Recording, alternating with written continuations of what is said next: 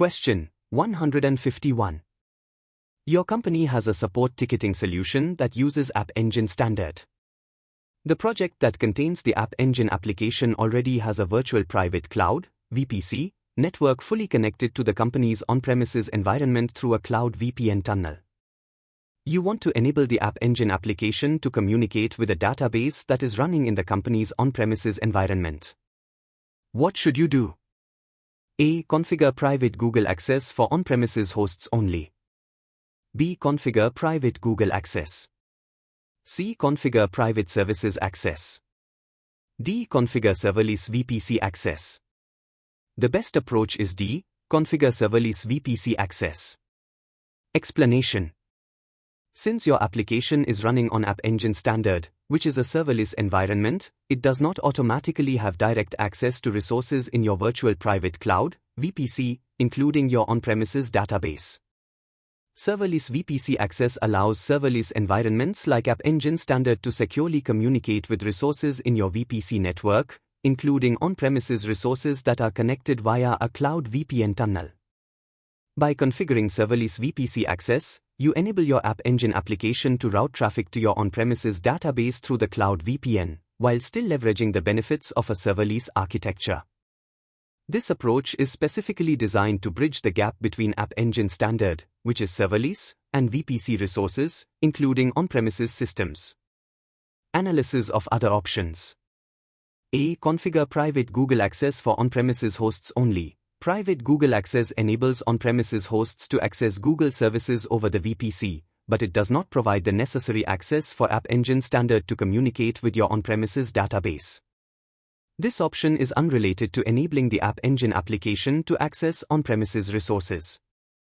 B. Configure private Google access. This is related to enabling access to Google services like cloud storage and BigQuery from your VPC.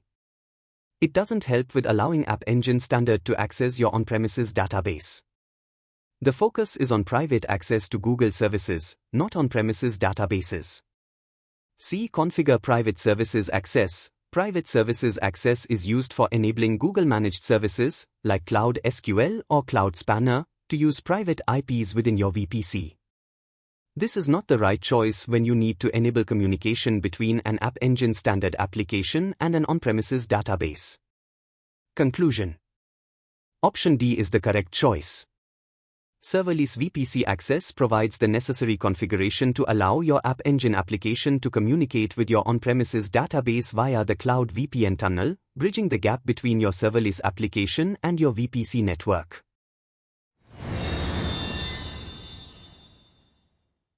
Question 152. Your company is planning to upload several important files to cloud storage.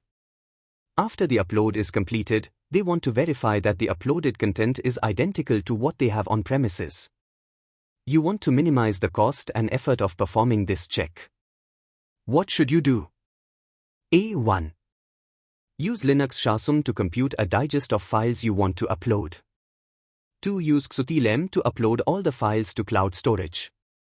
3. Use XutilCP to download the uploaded files. 4. Use Linux Shasum to compute a digest of the downloaded files.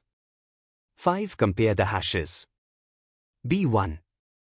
Use XutilM to upload the files to cloud storage. 2. Develop a custom Java application that computes CRC30 to C hashes. 3. Use Xutil LSLGS, your _bucket _name, to collect CRC30 to C hashes of the uploaded files. 4. Compare the hashes. CA1. Use XutilM to upload all the files to cloud storage. 2. Use XutilCP to download the uploaded files. 3. Use Linux diff to compare the content of the files. D1. Use XutilM to upload the files to cloud storage. 2. Use Xutil #c file _name to generate CRC30 to C hashes of all on-premises files. 3. Use Xutil LSLGS, your _bucket _name, to collect CRC30 to C hashes of the uploaded files. 4. Compare the hashes. The best approach is D. Explanation. Option D provides the most efficient way to verify the integrity of files uploaded to cloud storage while minimizing cost and effort. Here's why. 1. XUtil M. Using XUtil M ensures parallel uploads, which speeds up the transfer process for large numbers of files. 2. CRC32C hash generation. By using the XUtil -c command, you can compute CRC32C hashes on your local files before upload. CRC32C is a checksum algorithm specifically optimized for performance and is commonly used in cloud storage to verify file integrity. 3. XUtil LSL. After uploading the files, using XUtil LSL to list the files in cloud storage will give you the CRC32C hashes of the uploaded files. This ensures you can compare them directly with the hashes computed on premises. 4. Comparing the hashes. Finally, comparing the CRC32C hashes generated for both the local files and the uploaded files ensures that the content is identical. This process is simple, cost-effective, and leverages the built-in features of XUtil, making it a practical solution for verifying file integrity. Analysis of other options. A. Use Linux SHA-SUM to compute a digest of files you want to upload. This approach relies on computing SHA hashes using SHA-SUM, which is more computationally expensive than CRC32C. Although SHA-SUM provides cryptographic hashes, it is slower compared to CRC32C, which is optimized for speed and commonly used for integrity checks in cloud environments. B. Develop a custom Java application that computes CRC32C hashes. While this option does use CRC32C for hash generation, developing a custom Java application adds unnecessary complexity. There are built-in XUtil commands like XUtil hash and XUtil LSL that can be used without needing to write custom code, making option D simpler and more efficient.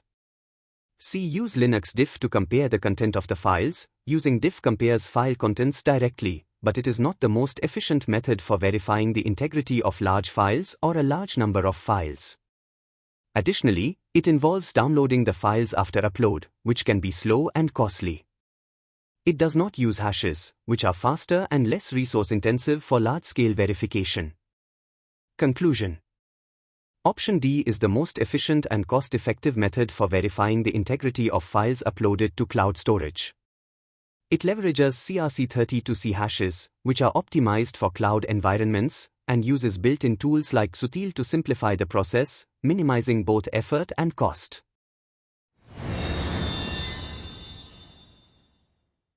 Question 153. You have deployed an application on Anthos clusters, formerly Anthos GKE. According to the SRE practices at your company, you need to be alerted if request latency is above a certain threshold for a specified amount of time. What should you do? A. Install Anthos Service Mesh on your cluster. Use the Google Cloud Console to define a service level objective, SLO, and create an alerting policy based on this SLO. B. Enable the Cloud Trace API on your project, and use cloud monitoring alerts to send an alert based on the Cloud Trace metrics. C. Use Cloud Profiler to follow up the request latency. Create a custom metric in cloud monitoring based on the results of Cloud Profiler, and create an alerting policy in case this metric exceeds the threshold. D. Configure Anthos config management on your cluster, and create a YAML file that defines the SLO and alerting policy you want to deploy in your cluster. The best approach is A. Explanation. In this scenario, the requirement is to be alerted when the request latency exceeds a certain threshold for a specified duration. The SRE, Site Reliability Engineering, practices generally recommend monitoring and alerting based on service level objectives, SLOs. Here's why option A is the best approach.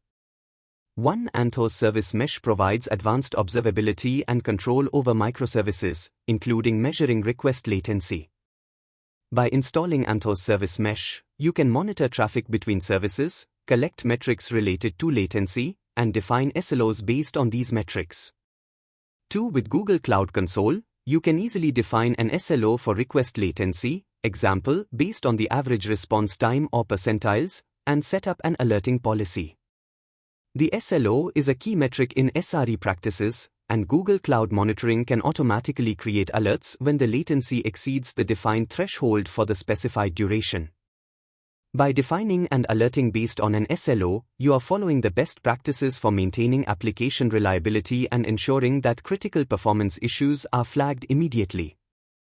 Analysis of other options.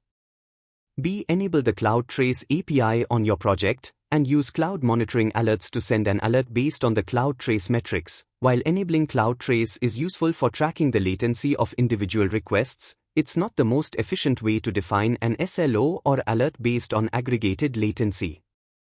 Cloud Trace is more suited for detailed request tracing, but Anthos Service Mesh provides better integration with SLO definitions and alerting policies. C. Use Cloud Profiler to follow up the request latency. Create a custom metric in cloud monitoring based on the results of Cloud Profiler, and create an alerting policy in case this metric exceeds the threshold. Cloud Profiler is typically used for profiling the performance and efficiency of your application code, not for monitoring latency in real time or defining SLOs. While it might help with debugging performance issues, it's not ideal for the type of real-time latency monitoring and alerting needed in this scenario. D. Configure Anthos config management on your cluster, and create a YAML file that defines the SLO and alerting policy you want to deploy in your cluster. Anthos config management is used to enforce and manage configurations across clusters.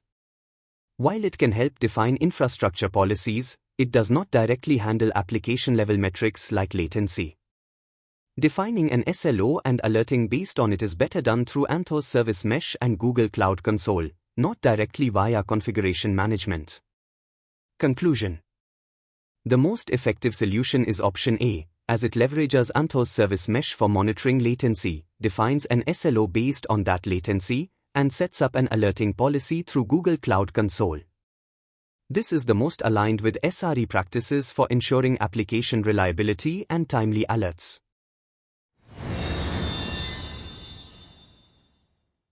Question 155. You are migrating third-party applications from optimized on-premises virtual machines to Google Cloud.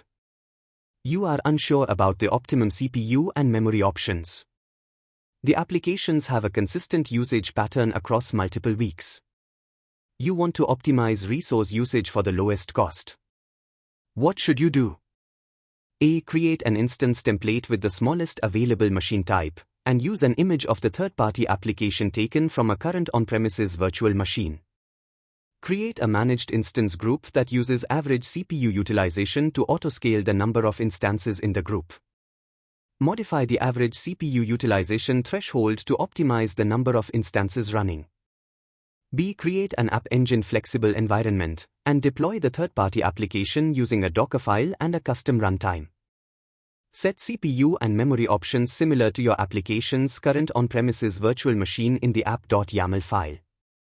C. Create multiple compute engine instances with varying CPU and memory options. Install the Cloud Monitoring Agent, and deploy the third-party application on each of them.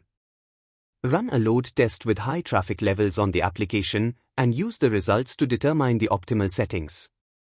D. Create a compute engine instance with CPU and memory options similar to your application's current on-premises virtual machine. Install the Cloud Monitoring Agent, and deploy the third-party application. Run a load test with normal traffic levels on the application, and follow the right-sizing recommendations in the Cloud Console. The correct answer is D. Explanation: you are migrating third-party applications to Google Cloud from optimized on-premises virtual machines. To ensure resource usage is optimized for cost without compromising performance, you need to identify the best CPU and memory configuration. Option analysis. A. Create an instance template with the smallest available machine type, use autoscaling, and adjust the CPU utilization threshold. Incorrect. Autoscaling based on CPU utilization is designed for workloads with variable traffic patterns, but the question specifies a consistent usage pattern. Using the smallest machine type may lead to insufficient resources and degraded performance before scaling kicks in, especially for a consistent workload. B. Use an App Engine flexible environment with a custom runtime. Incorrect. While App Engine flexible environments support custom runtimes, they are better suited for web applications or APIs, not for general-purpose third-party applications. Setting CPU and memory options similar to the on-premises setup in the app.yaml file does not guarantee optimization for cost or performance. C. Create multiple instances with varying configurations, run high traffic load tests, and choose the optimal settings. Incorrect. This approach is resource-intensive, time-consuming, and costly, as it requires provisioning multiple instances and conducting extensive load testing with high traffic levels. Testing under high traffic may not reflect the application's actual usage pattern, which the question specifies as consistent. D. Create a single instance, install the cloud monitoring agent, and follow right-sizing recommendations. Correct. This approach aligns with best practices for optimizing cost and resource usage in Google Cloud. By configuring an instance similar to the on-premises virtual machine, you start with a setup that should reasonably handle the application. The cloud monitoring agent collects detailed performance metrics. By running load tests with normal traffic levels, you simulate real-world usage, and the right-sizing recommendations in the Cloud Console provide tailored suggestions for optimizing CPU and memory. Conclusion. Option D is the best approach as it uses cloud monitoring and right-sizing recommendations to optimize resource usage for a consistent workload, ensuring a balance between performance and cost with minimal effort.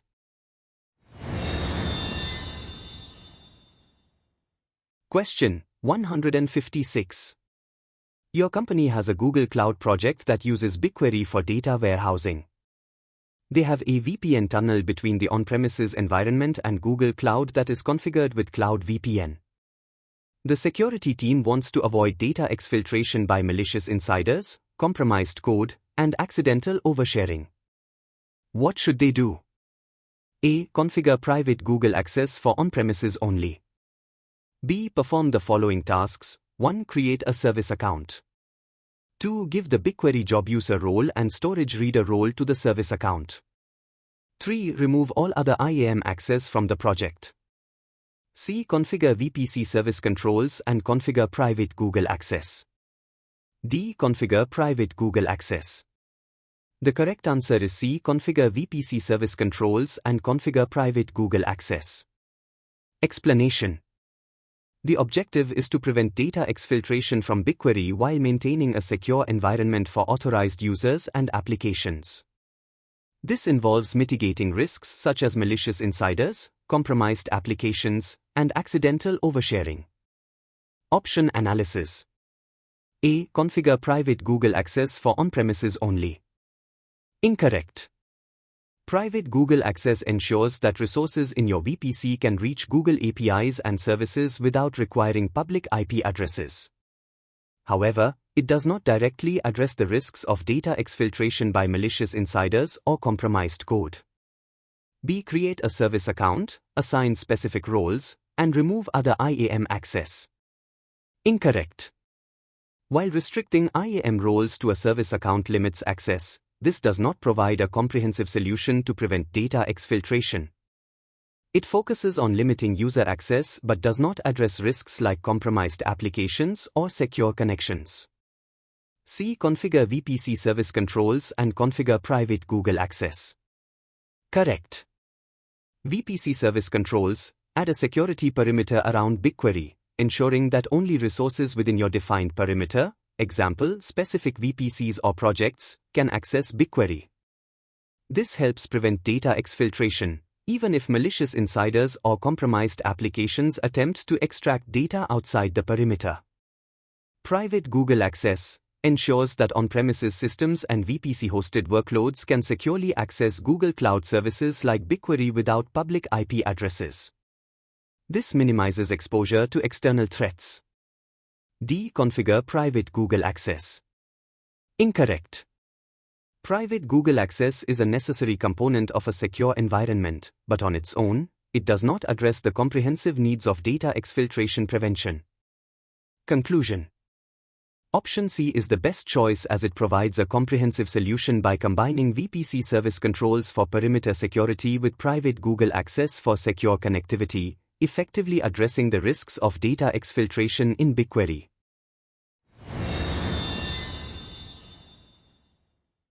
Question 157. You are working at an institution that processes medical data. You are migrating several workloads onto Google Cloud. Company policies require all workloads to run on physically separated hardware, and workloads from different clients must also be separated. You created a Sultanate node group and added a node for each client. You need to deploy the workloads on these dedicated hosts. What should you do? A. Add the node group name as a network tag when creating compute engine instances in order to host each workload on the correct node group. B. Add the node name as a network tag when creating compute engine instances in order to host each workload on the correct node. C. Use node affinity labels based on the node group name when creating compute engine instances in order to host each workload on the correct node group. D. Use node affinity labels based on the node name when creating compute engine instances in order to host each workload on the correct node. The best approach is C. Use node affinity labels based on the node group name when creating compute engine instances in order to host each workload on the correct node group. Explanation. Node affinity is the mechanism that allows you to control the placement of workloads in GKE clusters, and it's ideal for ensuring that workloads are scheduled to specific nodes. Since the company policies require workloads to be hosted on physically separated hardware, using node affinity labels based on the node group name ensures that workloads from different clients are correctly placed on their dedicated, separate hardware. This method is more scalable and manageable than using individual node names, especially when dealing with a larger number of clients. Node affinity labels based on the node group name allow for easy management and scalability, where each workload can be associated with a particular node group that is dedicated to a client. Analysis of other options. A. Add the node group name as a network tag when creating compute engine instances in order to host each workload on the correct node group. Network tags are typically used for network configurations, like firewall rules, and not for controlling workload placement. Therefore, using network tags for workload placement would not be appropriate here. B. Add the node name as a network tag when creating compute engine instances in order to host each workload on the correct node. This approach would require manual tracking of individual nodes, which is not as scalable or maintainable. Using node names directly for workload placement would not be ideal, especially as the number of clients or nodes grows. D. Use node affinity labels based on the node name when creating compute engine instances in order to host each workload on the correct node. While node affinity labels based on the node name can work, it's less scalable and harder to manage compared to using the node group name. The node name is more granular and typically used for very specific configurations, making it a less optimal solution for this use case. Conclusion. Using node affinity labels based on the node group name is the best approach because it ensures that each workload is placed on the correct hardware dedicated to a client, scales well with multiple clients, and aligns with best practices for workload separation in cloud environments.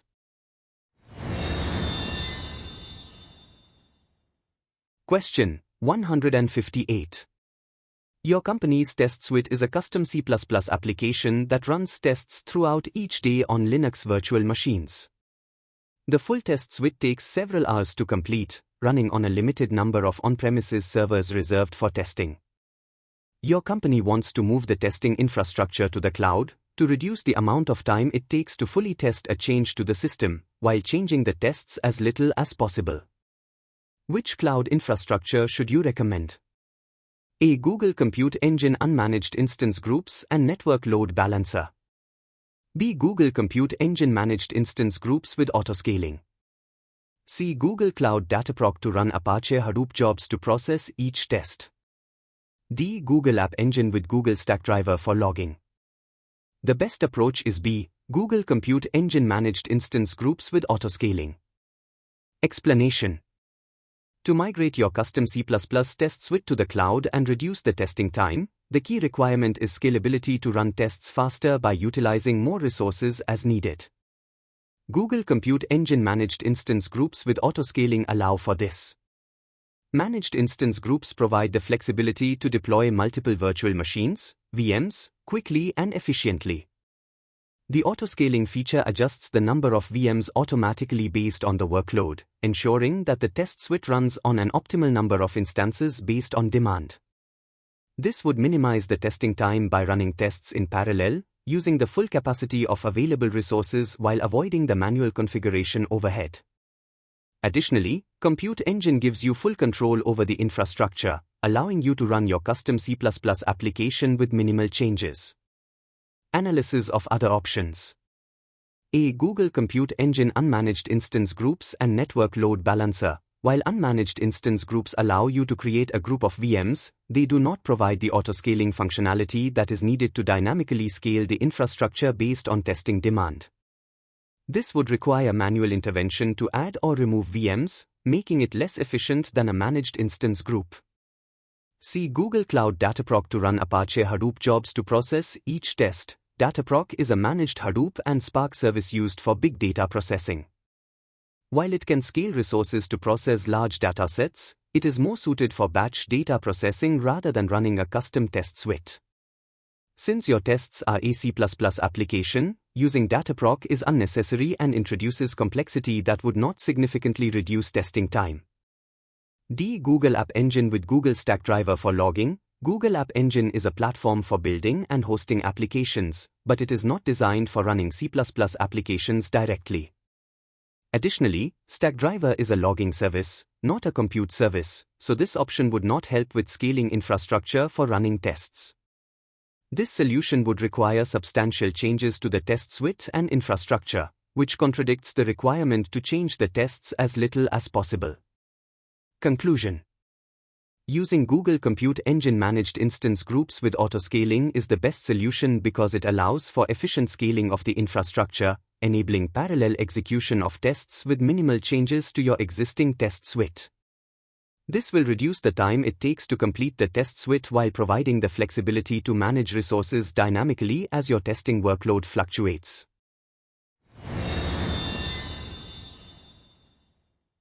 Question 159. A lead software engineer tells you that his new application design uses WebSockets and HTTP sessions that are not distributed across the web servers. You want to help him ensure his application will run properly on Google Cloud Platform. What should you do? A. Help the engineer to convert his WebSocket code to use HTTP streaming. B. Review the encryption requirements for WebSocket connections with the security team. C. Meet with the cloud operations team and the engineer to discuss load balancer options. D. Help the engineer redesign the application to use a distributed user session service that does not rely on WebSockets and HTTP sessions. The best approach is C. Meet with the cloud operations team and the engineer to discuss load balancer options. Explanation. The key concern in this scenario is ensuring that the application works effectively in a distributed, cloud-based environment. Since the application relies on WebSockets and HTTP sessions that are not distributed across web servers, the main issue here is managing how requests, including WebSocket connections and session data, are routed and handled across multiple web servers. In cloud environments like Google Cloud Platform, GCP, ensuring that session data and WebSockets are correctly managed across multiple instances often requires proper configuration of load balancers. Google Cloud provides global HTTP/S load balancing, which can manage WebSocket traffic and sticky sessions efficiently by using features like session affinity, also known as sticky sessions. This ensures that a user's connection, whether for a WebSocket or HTTP session, is consistently routed to the same backend server. By meeting with the cloud operations team and the engineer, you can assess the best load balancing strategies, example using session affinity, sticky cookies, or even considering managed services like Google Cloud Memory Store for session data storage. This discussion would help address the application's distributed nature while ensuring smooth scaling and proper session management. Analysis of other options. A. Help the engineer to convert his WebSocket code to use HTTP streaming. WebSockets and HTTP streaming serve different use cases. Converting WebSocket code to HTTP streaming is not the best approach because WebSockets are designed for real-time, two-way communication, and HTTP streaming would not provide the same behavior. The focus should be on ensuring WebSocket connections are maintained correctly in a distributed environment. B. Review the encryption requirements for WebSocket connections with the security team. While encryption for WebSocket connections is important, this does not address the primary concern, which is the proper management of WebSockets and HTTP sessions across multiple servers. The issue is more about session persistence and connection handling in a distributed cloud environment, not encryption. D. Help the engineer redesign the application to use a distributed user session service that does not rely on WebSockets and HTTP sessions. Redesigning the application to remove WebSockets and HTTP sessions would be a significant and unnecessary change. The goal is to make the current application work efficiently in the cloud with its existing architecture. Instead of a redesign, configuring load balancers to support distributed session management and WebSocket connections is the more practical solution. Conclusion. Meeting with the cloud operations team and the engineer to discuss load balancer options is the best course of action. It ensures that the application remains compatible with the cloud infrastructure while addressing the challenge of distributed session management and WebSocket connection handling across multiple servers. This solution is aligned with cloud best practices and minimizes the need for major architectural changes.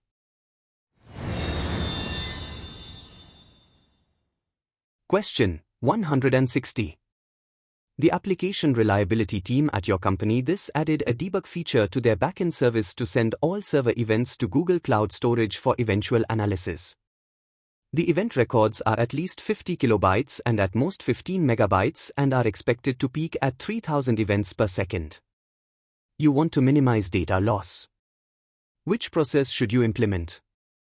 A. Eurosentius append metadata to file body. Eurosentius compress individual files. Eurosentius name files with server name Euro. Timestamp. Eurosentius create a new bucket if bucket is older than 1 hour and save individual files to the new bucket.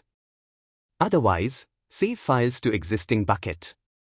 B. Eurosentius batch every 10,000 events with a single manifest file for metadata. Eurosentius compress event files and manifest file into a single archive file. Eurosentius name files using server name Euro. Event sequence. Eurosentius create a new bucket if bucket is older than 1 day and save the single archive file to the new bucket. Otherwise, save the single archive file to existing bucket. C. Eurosentius compress individual files. Eurosentius name files with server name Euro. Event sequence. Eurosentius save files to one bucket. Eurosentius set custom metadata headers for each object after saving. D. Eurosentius append metadata to file body. Eurosentius compress individual files. Eurosentius name files with a random prefix pattern. Eurosentius save files to one bucket. The best approach is B. Explanation.